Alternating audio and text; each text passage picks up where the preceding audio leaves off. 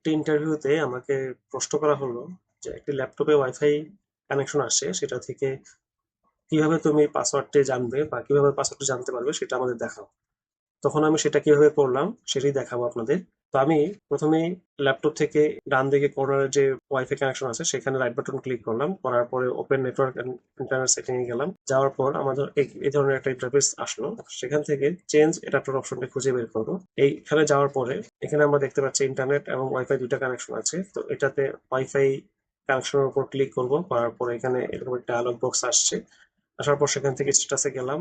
স্ট্যাটাসে যাওয়ার পরে এই যে ওয়্যারলেস প্রপার্টিজ এটাতে যাব, যাওয়ার পরে এই ধরনের আরেকটি বক্স ওপেন হবে। হওয়ার পরে সিকিউরিটিতে যাব। সিকিউরিটিতে যাওয়ার পরে নেটওয়ার্ক সিকিউরিটি কি যে বক্সটি আছে এটার মধ্যে দেখতে পাচ্ছেন অনেকগুলা আপনার স্টার আছে যেটা পাসওয়ার্ড বোঝায়। তো আমি শো ক্যারেক্টারে ক্লিক করার পরে আমার সামনে আমার পাসওয়ার্ডটি রিভিল হবে।